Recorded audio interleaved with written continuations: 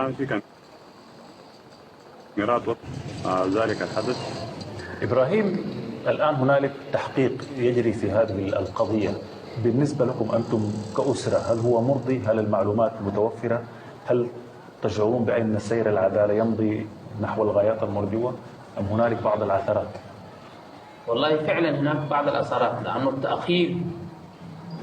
تأخير الجناه وعدم رفع الحصانة منه وعدم تسليم الجناه يعتبر ده يعني فعلا يعني بالنسبة لنا ما مطمئن. نحن دايرين القصاص في أبناء دي الناس اللي ضربوه، لازم يكون عليهم القصاص ولازم يسلموا العدالة، وإذا لم يكن كذا فما في عدالة يعني. القضاء يعني كل ذي حق حقه لو أداه. اللي عمل الإجرام يثبت عليه الإجرام ويدي خلاص الأمور معناها اتحلت.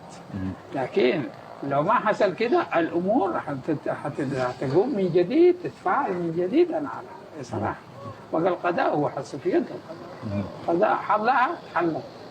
وكيل النيابة قال أنا بالنسبة لي الموضوع دي ما تسألوا ما تناقشوا فيه كثير، أنا مسؤوليتي هو وأنا مسؤوليتي وأنا هعمل كل ما أقدر أنا عشان أعمله عشان أصل النتيجة. ونحن عندنا معلومات أولية، قال المعلومات دي منا الرقم عندنا بتاعت العربية اللي قامت بالإجراءات بالعملية دي، فيديو عندنا قال العربية حقت منو عارفين، قال النقاط الأساسية اللي يعني كل المعلومات وكيل النيابة عنده. الأولية دي أنا عندي ليها عندنا ليها قال.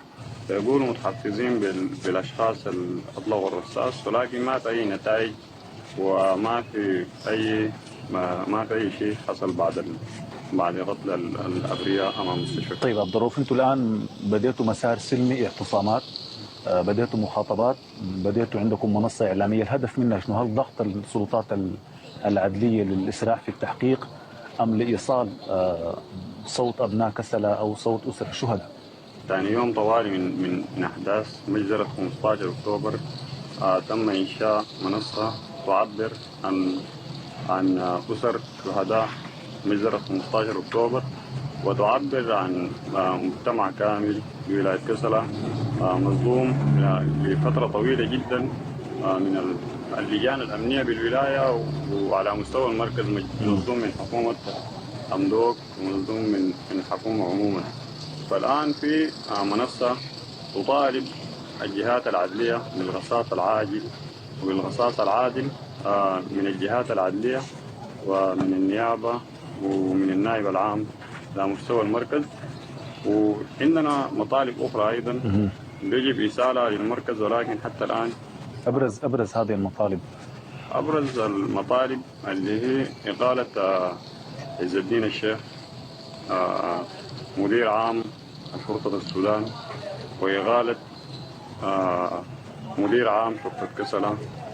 وفي مطالب أخرى أيضا تطالب بأنه ما يتم التصنيف على أساس عرضي، والحكومة تكون في موقف حياد، ما تنحاز لجهة من جهة أخرى.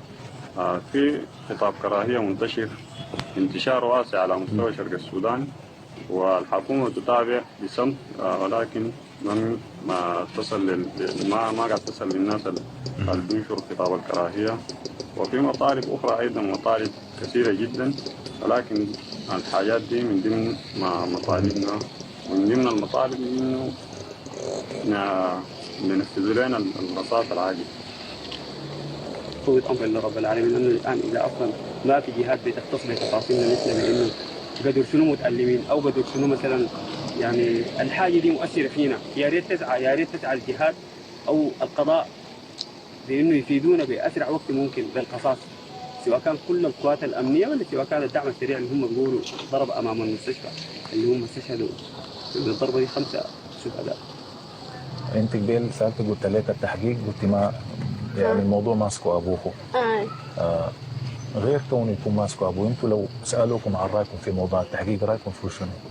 أنا غير شكيت الله يا رب العالمين، السوء لي ولدي ده ضربهم ده، شكيتهم لله الله بس واحد الأحد هو يتحاسب، حاسبهم هو.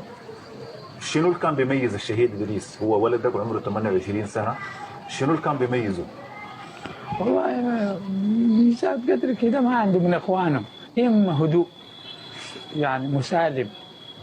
حتى بعد ما مات في المساء هو بعد المغرب يمشي هنا السوق بتاع مربعات ده هنا. الإفريز يعني لما يقعد معانا هو ما يونس كثير، لكن احنا لما نونس يضحك بس، كلام كثير ما عنده. سيميزوه بكده يعني. والله ولد هادي، مشكلة ما حصل في عمره ده، لا اتفلق ولا اتفلق، لا ضرب ولا انضرب، لا عمل مشكلة مع زول ولا عمل له مشكلة. وما تزوج؟ ما تزوج. مزعج الله يرحمه، الله ان شاء الله من الحور العين يزوج. انا عرفت اخر يوم هو وصاك انك ما تمشي السوق، لكن هو اللي مشي السوق. ايوه الله يرحمه، هو كان في يوم من الايام. الحمد لله.